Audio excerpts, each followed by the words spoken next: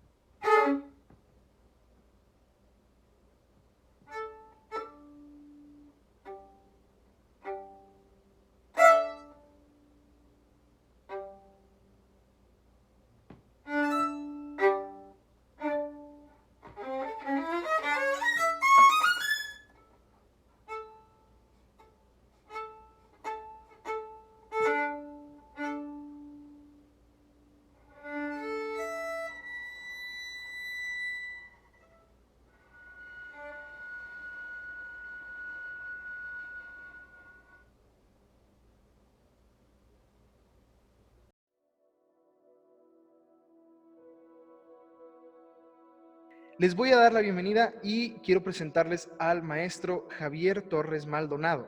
El maestro Javier Torres Maldonado reúne una carrera de alto perfil artístico internacional en la figura del compositor y profesor. Ha recibido 4 veces consecutivas la Comisión del Estado francés del Ministerio de Cultura de Francia en el 2007, 2009, 2011 y 2013. El prestigioso Gran Premio de la Reina Isabel a manos de la Reina Fabiola de Bélgica en el 2004, así como algunos de los más importantes premios internacionales de composición como Da Capo en el Bienal de Brandenburgo y el Brandenburgen Sinfoniker en el 2012, premio Mozart en el Mozarteum de Salzburgo en el 1997 y en el 2000. Ha recibido también la Reina María José en el 2000 en Ginebra, Suiza, el premio Grammy en el 2006 en Lyon, Francia, Alfredo Castella en el 2001 en Cinea, Italia, Ad Referendum segundo en el 1999 en Montreal, el premio de los músicos en 1999 por el Nouvelle Ensemble Moderne. También ha recibido Ibermúsicas y la Iberescen en el 2013, entre otros. Fue nominado a la Cátedra Manuel de Falla en el 2015 en España y en el 2016 como compositor en residencia del Centro Nacional de las Artes de la Cultura en México, con un proyecto que es una nueva obra para el contratenor Jake Arditi y el cuarteto Arditi, encargada por el apoyo de Ibermúsicas. En el 2016, la Fundación Siemens de Alemania concedió fondos por primera vez para conjuntamente un festival y a un compositor mexicano, como les comento, compositor mexicano. Y fue así que el Festival Internacional Cervantino y el prestigiosísimo ensamble Klangforum de Viena le encargaron una nueva obra, Móvil Cambiante, en el 2017, para 14 instrumentistas, la cual fue estrenada en el 2017 en el Teatro Juárez, en Guanajuato, durante el Festival Internacional Cervantino. Ha sido el único compositor mexicano invitado como profesor para impartir las clases magistrales del Seminario Internacional de Composición de la prestigiosa Academia Domaine Forget en Canadá. En residencia ha compuesto algunas de sus más significativas obras, colaborando con importantes centros europeos para la acústica y la investigación en el campo de las nuevas tecnologías aplicadas a la música, como el GRAME, Centro Nacional de Creación Musical de Lyon, la Muse and Circuit, la CNCM de París, el CIRM y el CNCM de Niza, el SME del Mozarteum, entre otros. Su música es publicada por dos de los editores de mayor prestigio a nivel mundial, Subini Zerboni en Milán y la Universal Edition en Viena. Es miembro del Sistema Nacional de Creadores del Arte y autor de más de 60 obras escritas para muchos de los mejores intérpretes especializados en el repertorio contemporáneo, como el ensamble Klangforum de Viena, Carlo Chiarapa, Pablo Márquez, Cuarteto Arditi, el ensamble Dussem Dussem, New Artist Music Ensemble en Salzburgo, Laboratorium Ensemble, Nouvelle Ensemble Moderne, Ensemble Orquestal Contemporain, Ensemble Sillage, Coro Britten, Divertimento Ensemble, Ensemble Accroche Not, Ensamble El Perro Andaluz en Dresden, Ensamble Tema en Karlsruhe, Ensamble Alep, Ensamble Taller Sonoro en Sevilla, entre otros. Su música es ejecutada en festivales internacionales de renombre como Wiener Tage für Neue Musik, el WDR3 en Alemania, Vinyl de Venecia, Milano Musica, el Mito en Milán, en Turín, el Klangspure en Austria, el Mozart Week en el Mozarteum, el Tiroler Festspiele de Erl, de la música en Estrasburgo, Présence en París, Extensión en París, Musique en Scène en Lyon, Quincena Musical en San Sebastián, Reina Sofía en Madrid, Festival Alicante, Ciclo Fundación BBVA, Festival de Lucerna, Festival de Otoño en Varsovia, Akiyoshida en Japón, Gaudemaus Music Week en Ámsterdam, entre otros.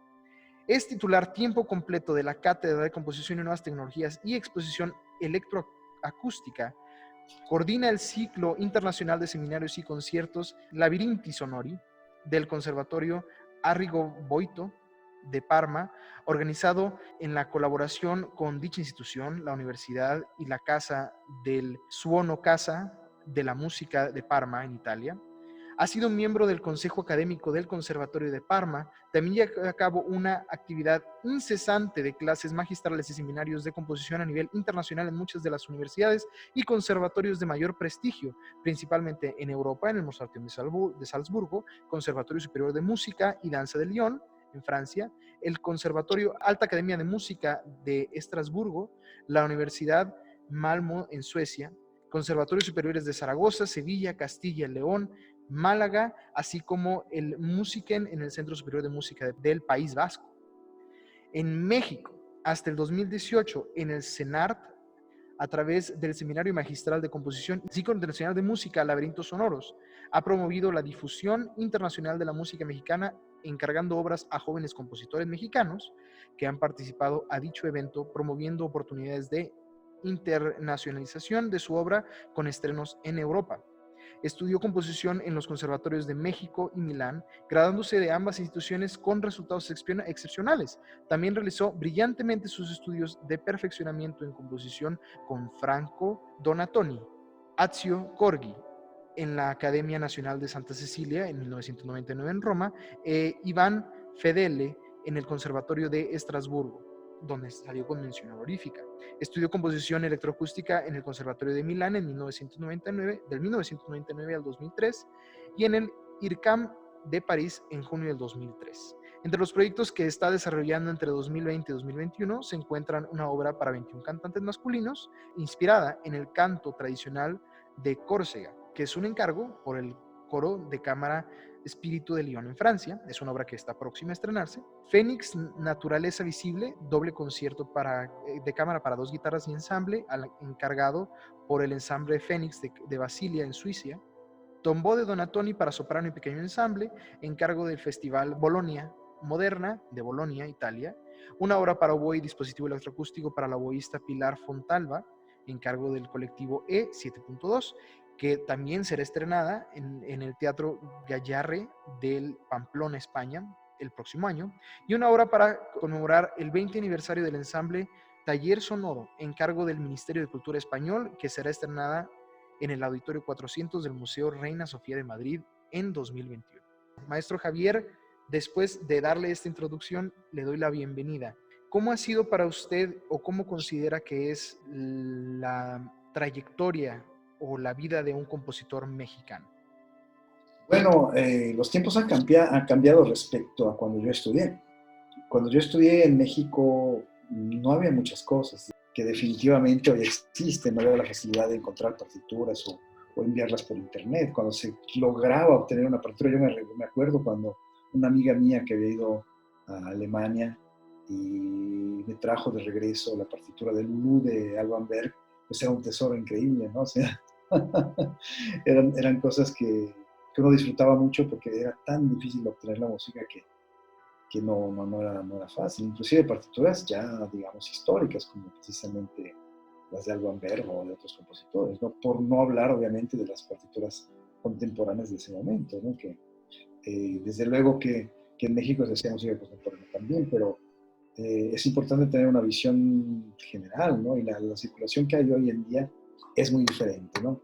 En México, bueno, yo hace mucho que no vivo en México, pero sí he tenido muchísimo contacto con el medio siempre y también con jóvenes compositores mexicanos y no solo jóvenes, ¿no? También tengo muchos amigos allá.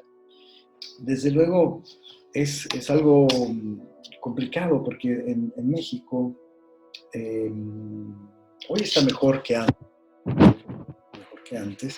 Siempre ha habido buenos maestros, ¿no? Pero como en todos lados los buenos maestros sí escasean, ¿no? Es decir, no son muchos. Ya de por sí las escuelas profesionales de música en México han crecido de número, pero no son tantas, ¿no? Es decir, respecto a Italia, que es un territorio mucho menor, por ejemplo, o España, el número de conservatorios pues es increíble, ¿no? Aquí los conservatorios profesionales en Italia son, me parece que son 83 y cubren todo el territorio nacional, solo los conservatorios profesionales, ¿no? Entonces, son conservatorios, son instituciones que mantienen una tradición, una enseñanza importante. Hay críticas, hay carencias, hay muchas cosas, pero efectivamente la manera, por ejemplo, en que se estudia la composición es muy rigurosa, todavía, ¿no? Muy bien estructurada, ¿no? En México tenemos una importante diferencia, ¿no? No tenemos, tenemos una tradición, pero en realidad es como si tuviéramos diferentes tradiciones, ¿no? Para estudiar la música, ¿no? Entonces, eso depende de dónde se van los maestros, dónde se han ido los maestros, generalmente se van a perfeccionar a otro lado y regresan, ¿no? Entonces depende de dónde se han ido y a partir de esto, de este hecho, ellos llevan su experiencia a los alumnos, ¿no? Entonces, esto es interesante porque efectivamente hay muchas maneras diferentes en el mundo de concebir la educación musical. Es interesante, pero al mismo tiempo crea una irregularidad. Por ejemplo, yo he notado, pero claro, yo hablo desde afuera un poco y hablo de los alumnos que he podido ver desde los cuales he podido ver su trabajo, ¿no? Entonces, no es una visión global, desde luego, la que puedo decir. Si bien el contacto que he tenido con obras de compositores jóvenes mexicanos me confirma un poco esta impresión que hay carencias desde el punto de vista de, de las bases fundamentales, ¿no? Me refiero a la armonía, por ejemplo, el estudio de la armonía muchas veces no es suficientemente sólido. El contrapunto muchas veces no se aborda para nada, o se estudia un contrapunto que, es, que no es muy riguroso, ¿no? Que permite ciertas cosas que no se encuentran en el repertorio de la música histórica, ¿no? Entonces, sea en estilo, sea en lo que llaman contrapunto o escolástico, seguido ninguno de los dos se estudia bien, ¿no? Depende desde luego de los maestros, no siempre. Yo tuve la fortuna en México de estudiar, con José Suárez, el organista, ¿no? Y él realmente fue un excelente maestro de contrapunto. Y todas estas materias, contrapunto, armonía, bajo cifrado, formas musicales, porque el análisis no lo hacíamos, es decir, el análisis era haciendo la música, ¿no? Se estudiaban partituras y se imitaban estilos, ¿no? Entonces era todo escritura totalmente, ¿no? Todo este tipo de formación es muy importante porque un compositor se forma escribiendo música, ¿no? Eso es fundamental. Pero además se forma también estudiando las técnicas musicales o diferentes técnicas de diferentes épocas.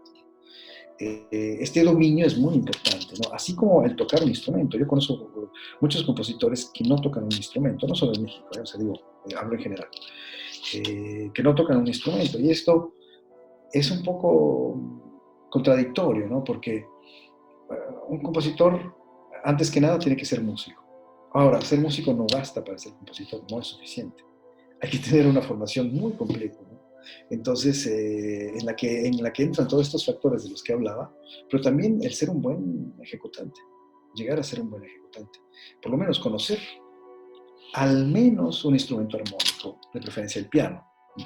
Si se tocan otros instrumentos, mejor todavía, ¿no? Es decir, un instrumento de cuerda no hace mal, conocer algún instrumento de aliento tampoco, en fin, pero seguramente hay que conocer muy, muy bien un instrumento armónico, porque eso forma el oído, ¿no? Es muy importante, ¿no? ¿Cómo es la situación en México? Bueno, ya a nivel profesional ha mejorado mucho. Digamos que en estos últimos, ¿qué serán? Desde el 2017, no he tenido ya contacto con el medio mexicano, digamos, como me gustaría, ¿no? Esto es una pena porque no sé qué ha sucedido, pero efectivamente ha habido una disminución importante de las actividades musicales en general. Entonces, yo creo que esto sí no es positivo para la música, ¿no? Ha habido una reducción importante, quizá de presupuesto también, no lo sé. Mi música, por ejemplo, ha dejado de estar presente en los festivales. Este año, gracias a Rodrigo Macías, que es un excelente director de la Orquesta Sinfónica del Estado de México, él había programado una obra orquestal que se había estrenado precisamente en la Bienal de Venecia, que habías mencionado, había sido un encargo de la Bienal de Venecia. Y desgraciadamente, pues con la pandemia, pues ya no se pudo hacer, entonces no pude ir este año. Había ese proyecto y ya estaba todo listo se iba a tocar esa obra y la primera sinfonía de Mahler. Y bueno, pues nada, se canceló, ¿no? Yo tenía que haber estado en México, haber dado una clase magistral en el Conservatorio de Toluca, del Estado de México, ahí en Toluca, y asistir a los conciertos y todo, era un proyecto muy bonito. Desgraciadamente no se pudo hacer, ¿no? Pero aparte de esta ejecución, no ha habido programación de mi música. También había otro concierto, precisamente la pieza Tombeau de Donatoni, se debía de haber estrenado mundialmente en Bolonia e inmediatamente después en México, porque tenía una invitación del Festival Vértice con el Dynamis Ensemble de Milán. Y precisamente, dado que Donatoni fue mi maestro y yo estoy de alguna manera ligado a él siempre, aunque mi música es muy diferente de la de Donatoni, pero efectivamente fue un compositor al que yo he admirado siempre mucho y precisamente en cuestión de oficio fue realmente muy importante para mí, ¿no? Apareció en un momento en mi vida en el que necesitaba de él realmente, ¿no? Y esto fue extraordinario. Pero bueno, Tombo de Donatoni se inserta, digamos, en una tradición de estas piezas que precisamente se llaman tombeau, ¿no? Por ejemplo, Ravel escribió la Tombeau de Couperin, por ahí Messiaen escribió también el Tombeau de Debussy, también. Y hay piezas así, ¿no? Jonathan Harvey, que es un compositor inglés bueno, ya murió, que era un grande amigo, pero también lindísimo compositor contemporáneo, escribió también Tombeau de Messiaen, ¿no? Entonces, esta pieza se, se inserta en esta tradición de tumbas, digamos, musicales, ¿no? Es un poco esta la idea. Y se iba a estrenar en México. Estos eran los dos proyectos que habían surgido y que desgraciadamente por cómo el mundo ha cambiado en este momento, pues no se puede hacer, ¿no? De hecho, toda mi actividad en este momento está parada, debo decirte. Pero bueno, regresando a la cuestión de la música mexicana, sí que tenemos esa cuestión de... Faltan muchas cosas en México, es decir, por ejemplo, las casas editoriales no existen. Entonces, cuando encuentran muy raro en México, por ejemplo, algunas instituciones que tengan que pagar por ejecutar la música del compositor. Pero ¿cómo? Si le estamos haciendo ya un favor, ya le tocamos sus cosas, ahí sus disonancias, pues ¿cómo le vamos a pagar por eso, no? Entonces, hay como esta idea de hacer un favor al compositor, ¿no? Por ahí una asamblea institucional eh, del cual es director una persona conocida en el medio musical mexicano, el día de mi cumpleaños,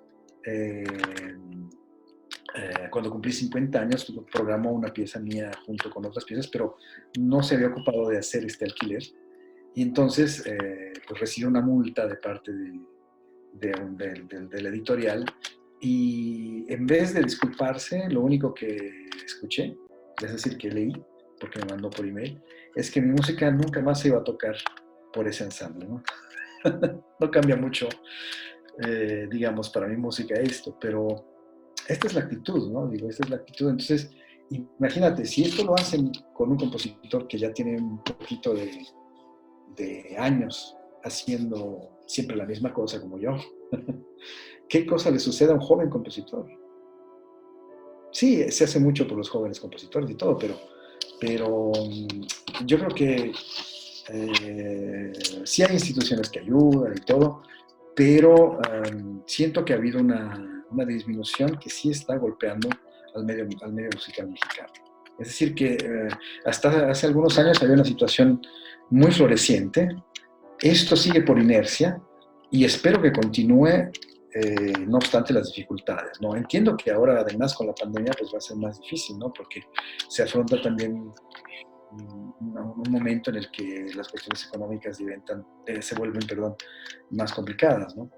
Pero, por ejemplo, si vemos lo que hace Alemania con la cultura y cómo la está apoyando, precisamente porque está en crisis, porque no hay conciertos, no se puede asistir a conciertos, no se puede programar nada si no es por internet. Es increíble lo que ellos siguen haciendo, ¿no? Es decir, se dirá, pues Alemania es un país rico. Bueno, hay otros países que no son ricos y lo hacen también. Entonces, yo creo que sí es importante tomar conciencia de que un artista es necesario para la sociedad, se diga lo que se diga del arte. Los franceses lo han entendido muy bien porque invierten muchísimo en la cultura y ¿qué es lo que hacen? Pues saben que la cultura da prestigio y el prestigio genera economía. Así de simple es la cuestión. Y se sabe perfectamente que Francia pues, es el país que es uno de los países en los que la cultura es prioritaria y el prestigio que esto da beneficia muchísimas otras cosas. Entonces, esto yo creo que es una conciencia que todavía no se ha tomado totalmente en México, ¿no? Y es importante que se tome. No es de ahora, es una cosa, digamos, que viene desde hace muchos años. Con algunos gobiernos ha ido mejor, con otros peor. Entonces, sí es importante que no se pierda esta línea, ¿no? O sea, Eh, yo creo que eso vuelve las cosas muy difíciles. No hay, para los compositores no hay una línea, digamos, muy desarrollada en este sentido. También el problema es que mucha gente se improvisa, a veces compositor también, ¿no? El compositor, con cualquier otro oficio, es como cualquier otro oficio musical. Se lleva muchos, muchos años, ¿no? Es como un médico también. Un médico, ¿cuántos años se lleva, no? Pero claro, si un médico se equivoca, pues las consecuencias son fatales, ¿no? En ciertas disciplinas como la composición, o a veces también en la dirección, pues no siempre hay esta excelencia, digamos, ¿no? Entonces, sí es importante, por ejemplo, algo que puedo decir a los jóvenes compositores, desde luego, es que traten de lograr esta excelencia. Y esta excelencia depende muy seguido, desgraciadamente, de, del nivel de los maestros con los que se estudian, porque el problema no es si se tiene talento o no se tiene talento. El problema esencial, yo creo, es el tener un buen maestro, o buenos maestros. ¿Por qué? Porque desgraciadamente la música no la podemos aprender en libros. No se puede ser autodidacta en la música. Se dice que Bach era autodidacta, sí, claro. Venía de una familia, eran todos músicos, quiero ver, ¿no? Se dice que Schoenberg era autodidacta. Bueno, eso también es bastante cuestionable, ¿no? En fin, se habla de varios casos, pero en realidad la música es como una tradición oral. Y no por nada, Leopold Mozart hacía viajar a Mozart mismo a las ciudades donde se encontraban los mejores maestros para que pudiese estudiar con ellos, desde luego. Entonces, todo esto digamos, es solo la base, porque después hay una serie de, de pasos importantes que cumplir, es decir, no se para ahí, no es suficiente que tenga una buena formación. Es importante también conocer muchas cosas, conocer mucha música, estudiarla, eso es fundamental, ¿no? También. Entonces, conocer a otros músicos, en fin, que hacen cosas diferentes de las que hasta ese momento se han estudiado. Eso es complicado. Pero esto es la formación. La parte profesional sí que necesita, por ejemplo, los compositores en México no pueden vivir generalmente de derechos de autor, porque no hay, por ejemplo, cuando se ejecuta una obra, la sociedad de autores no compensa esto. Bueno, o lo compensa relativamente porque las instituciones tampoco compensan esto. Cuando se toca una obra para orquesta, no se alquilan las partes, lo que sucede en todo el resto del mundo. Porque cuando la música está publicada, las partes se alquilan, las partes instrumentales, de grandes obras, ¿no? De obras que tienen muchos instrumentos. Hasta un cuarteto no se alquila nada, es decir, se da generalmente gratuitamente, o en algunos casos un poco extraños, un poco ridículos, se compra la parte, es decir, se vende la partitura y las partes, ¿no? En general, los editores sostienen al compositor protegiendo un poco sus derechos, ¿no? Es un poco mejor esto.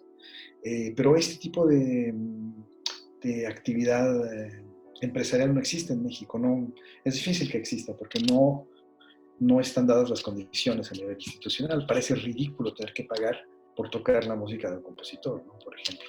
Pero, y lo mismo tener que pagar a una sociedad de autores por ejecutar la música contemporánea, cosa que en otros países por ley es inevitable. Entonces, esto es algo muy importante, ¿no?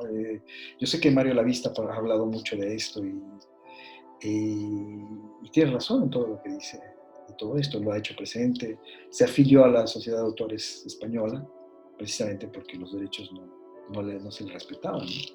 Entonces hay muchas cosas que habría que mejorar en este sentido y que habría que tomar conciencia, porque la música y las partituras que se hacen en cualquier época, si son de calidad, constituyen un patrimonio muy importante. Es en eso que se basa el repertorio futuro. Y quien conoce la cultura sabe que estos documentos son fundamentales para la formación del repertorio histórico. Entonces, ¿cuántas veces sabemos de compositores, inclusive muy importantes para la música, que no fueron reconocidos sino hasta después de su muerte, ¿no? Si las partituras no hubiesen existido, si ellos no hubiesen podido sostener su actividad, sería difícil, ¿no? Se dice, bueno, es que hay las becas. Sí, las becas son importantes y ayudan, pero hay que también desarrollar todo el contexto profesional, ¿no? Y no es suficiente, como decir, pagar un ensamble que toca cada semana un programa diferente de música contemporánea, que además quizá habría que estudiarlo mejor, para que a lo mejor repetir un programa tantas veces, el mismo programa, pero tocarlo mejor. Y no, porque además es masacrante para los músicos, ¿no? Pero sobre todo para adolece, digamos, de una visión de calidad. Ese es un gran problema, ¿no? Es un gran problema. Entonces, pero sí que existen músicos y grupos interesados en la música contemporánea en México, y esto es algo muy bueno. Digamos que es algo que se ha ido desarrollando en los años, y esto es fantástico, ¿no? Realmente depende de la voluntad de los músicos, casi, digamos, no exclusivamente porque el Estado a veces interviene, pero sí se necesitarían una inyección de recursos mucho mayor, ¿no? Oiga, maestro, y nos habla, bueno, ahorita ya hablamos del espectro de la composición, como la historia del compositor y sus altos y bajos y cómo está la sociedad respecto a eso. Ahora, yo le voy a decir una frase y usted quiero que me diga cuál es su opinión respecto a eso. ¿Ok? Uh-huh. Músicos mexicanos tocando música de compositores mexicanos. Ahora hay mucho interés, ¿no? Hay mucho interés, bueno, no el que me gustaría ver, ¿no? Porque todavía hay algunos músicos mexicanos que son, ¿cómo decir?, un poco que se resisten, ¿no? A comprender la música contemporánea, porque es toda una cuestión de comprensión. El gusto pasa por la comprensión. Si yo entiendo algo, puede ser que me guste, ¿no? Entonces, puede ser que definitivamente no me guste, pero al menos sé de qué se trata, ¿no?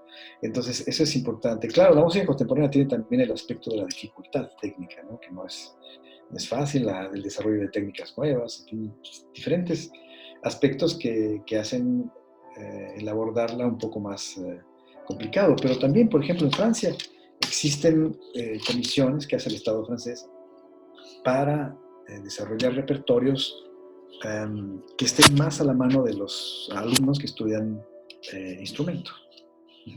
Entonces, eso es interesante porque a veces un compositor, inclusive conocido, muy famoso, ¿no? Se le hace una comisión para que haga una pieza didáctica para 20 flautas o 15 clarinetes o piano solo, o en fin, lo que sea.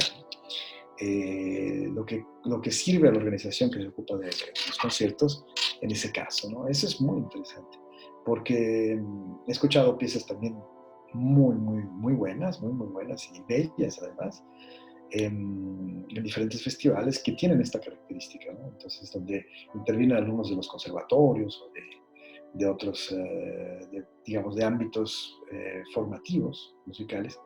Y eso es muy interesante, ¿no? Como se desarrollan diferentes tipos de repertorios. El concurso de piano de Orleans propone diferentes niveles de composición, ¿no? Para piano. Y entonces esto hace que el repertorio se desarrolle también, ¿no? Hay muchas acciones culturales que se pueden tomar en ese sentido. Entonces, músicos mexicanos tocando música mexicana, sí, los hay. Desgraciadamente, digamos que las instituciones oficiales, sobre todo en el caso de ensambles, que son poquísimos en México, ¿no? Estas de ProMusic, y me parece que ya, no sé si hay otro proyecto, creo que sí en la UNAM, no me acuerdo, eh, que tiene contemplado esto, pero por ahora yo lo que he visto es ProMusic, y bueno, tiene las características que decía, ¿no? A pesar de tener buenísimos músicos, hay músicos estupendos, ¿no? Verdaderamente. Entonces sí, yo creo que dos cosas importantes son la calidad, es decir, el tener el tiempo de preparar algo, el tiempo necesario, y eh, el poder programar la pieza varias veces para que se toque bien, ¿no? O sea, se llegue a tocar muy bien. Entonces así desarrollar un nivel mayor. Si el número de servicios tiene que ser X, pues entonces que se haga en diferentes lugares el mismo concierto, ¿no? Eso es importante, con acciones culturales diferentes, ¿no? O sea, eso es importante. Las academias de verano también habría que desarrollarlas, en fin.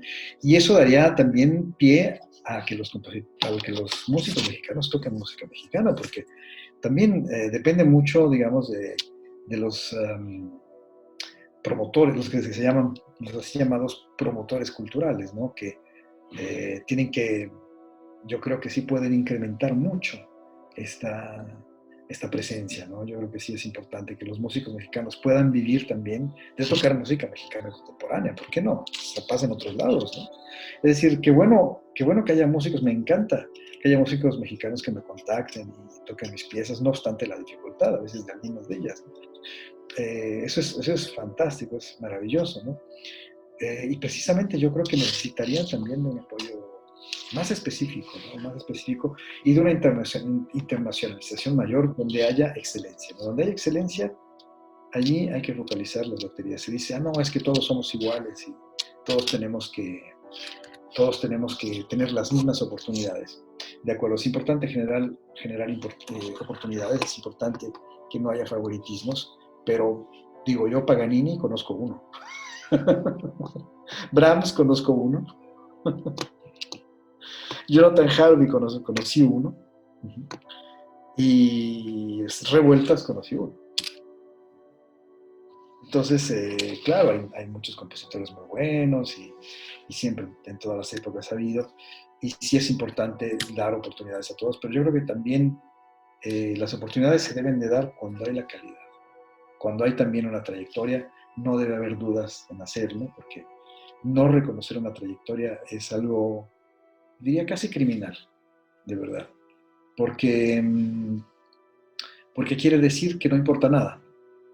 La calidad no importa, no importa si la música es bella, si no lo es, si ha habido un esfuerzo, no obstante las carencias.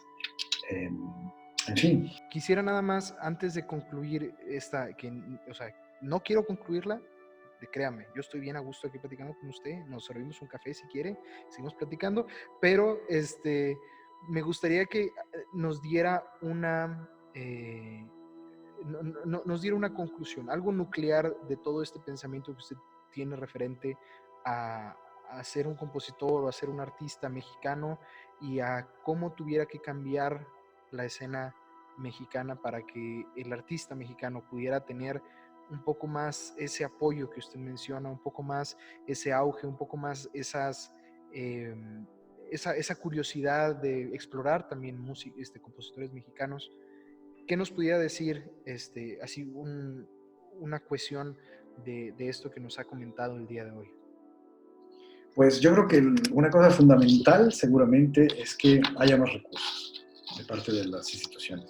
Eso es fundamental porque un músico tiene que poder vivir de su trabajo, obviamente, ¿no? Entonces, no me refiero, o sea, las becas y el sistema Sistema Nacional de Creadores de Arte y todos los programas para ejecutantes y jóvenes creadores y todo lo demás está muy bien, eso está muy bien, pero no es suficiente a mantener medios, es decir, a crear todo un sistema de música en el país, ¿no? Es muy importante esto, ¿no? Entonces, esto es fundamental. Yo creo que también es muy importante que se premie el mérito, porque premiando el mérito, lo que se obtiene es que el nivel crezca. Es decir, eso es muy importante. Ahora la cuestión, digamos, algo que está muy de moda en México en este momento, es decir, que las oportunidades deben ser para todos. Entonces, yo creo que las oportunidades deben ser para todos y todos las merecen. Eso es importante, ¿no? Es decir, yo me acuerdo de muchos de mis compañeros y excompañeros del conservatorio. Muchos de ellos, yo mismo tuve un periodo en el que no estudiaba mucho. Y me acuerdo, ¿no? Estaba yo muy joven, entre los 13 y los 15 años más o menos. No estudiaba como debería de haberlo hecho, ¿no? Cuestiones de adolescencia. Pero efectivamente, eso es muy importante, porque yo veía, por ejemplo, muchos de mis ex compañeros que no estudiaban, y no estudiaron durante toda la carrera, pero cuando se trató de criticar ciertas cosas, lo dijeron y con mucha fuerza, y aduciendo que todo tenía que ser igual para todos, ¿no? Entonces, no, porque cuesta mucho trabajo. Cuesta trabajo hacer una cosa bien. mucho, mucho trabajo.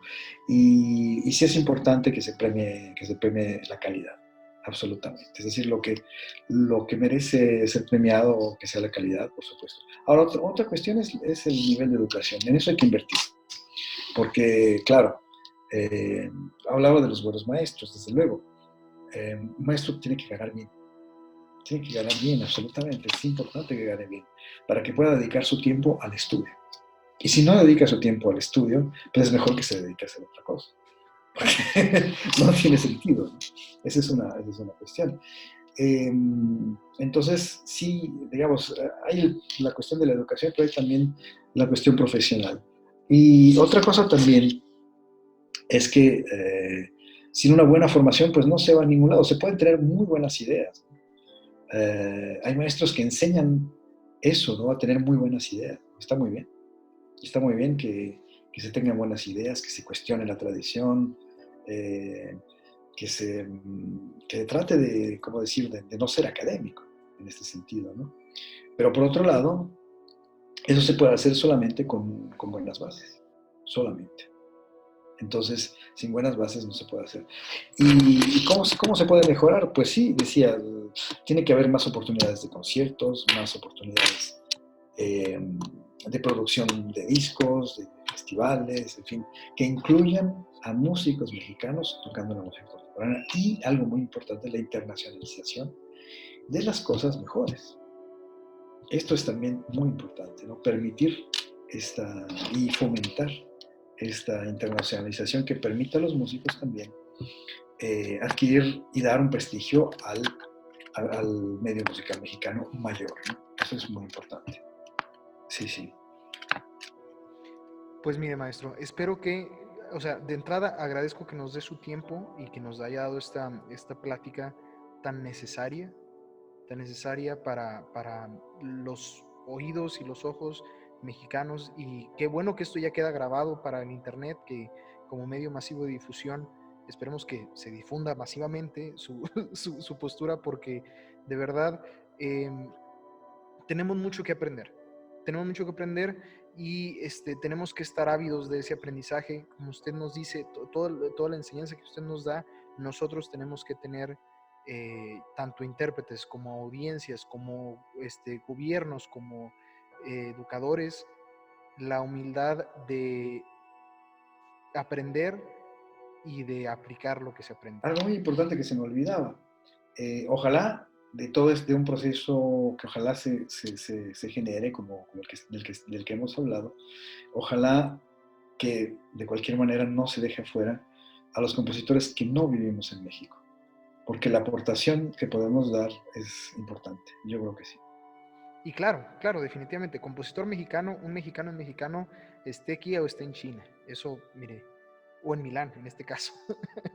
Y además, para quien está afuera es tan difícil, o sea, es mucho más difícil que para quien está en su propio país, desde luego.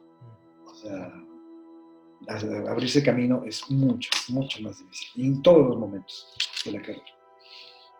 Muchas gracias por tu invitación, perdona esta digresión antes de No, no, la... no, no, no, maestro, de verdad, le comento, si por mí fuera, mire, aquí nos agarramos y a ver hasta dónde que nos detenga el tiempo, ¿no? Sí, pero quién sabe, quién nos escucha a lo mejor no después de 5 minutos. No, no, no, yo considero de verdad que esta plática que tuvimos usted y yo, va a ser escuchada, o sea, de principio a fin, porque son muchas cosas muy interesantes y muy importantes que tanto compositores jóvenes como músicos jóvenes, que somos esta, entre comillas, nueva generación, que estamos descubriendo, que estamos, tenemos que tener las herramientas para descubrir. Y usted nos ha dado esas herramientas y nosotros tenemos que ya, o sea, ya tenemos ya, usted nos las dio y muchos otros grandes compositores y grandes educadores nos las han dado, pues entonces ya hay que aplicarlas. Entonces esto es como un llamado para estas nuevas generaciones. Y además no hay que tener timidez, o sea, si se quiere tomar contacto con algún músico, pues ahora el internet permite muchas cosas, hay que escribirle como tú hiciste ahora. Hay que escribirle y ponerse en contacto con él, en fin, la curiosidad tiene que ser importante, tiene que prevalecer delante de la timidez. Claro que sí. Bueno, pues maestro, muchísimas gracias de nuevo de todo corazón. Eh, yo de toda la audiencia que nos está escuchando le agradezco su tiempo y sus palabras. Y pues hay que seguir en contacto y miren, ustedes que nos están escuchando, busquen la música del maestro Maldonado y de otros grandes compositores mexicanos, aquí en México y alrededor del mundo, haciendo una labor, poniendo en alto el nombre de nuestro país. Muchísimas gracias. Muchas gracias a ti, de verdad. Muchas gracias por la invitación. Gracias a todos los que nos acompañaron el día de hoy en Música por un Cambio. Gracias a Maya por su gran interpretación de estas dos obras de tanto el maestro Kimo Williams como del maestro Javier Torres Maldonado. Gracias especiales al maestro Javier Torres Maldonado por haber tenido esta plática con nosotros y espero que hayamos aprendido mucho con ella.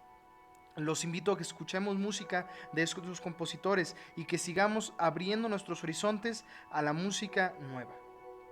Y bueno, les platico, la siguiente semana, el día domingo y lunes de la siguiente semana, nos acompaña mi gran amiga Kiana Rudolph en el violín, interpretando dos obras, una de la compositora Jessie Montgomery y una del compositor Arturo Márquez. Entonces no se lo pueden perder, domingo y lunes. Y no se olviden de compartir esta serie. Gracias a todos los que están compartiendo. Dejen sus comentarios. Suscríbanse al canal. Compartan esta serie. Si no han visto algún video, vayan a verlos. Todos los videos están extremadamente interesantes. Síganos en nuestras redes sociales. Y pues sin más, déjenme agradecerles a todos ustedes por habernos acompañado en esta emisión de Música por un Cambio. Mi nombre es Armando Ortiz Montenegro. Y que la música sea el cambio que el mundo necesita. Hasta luego.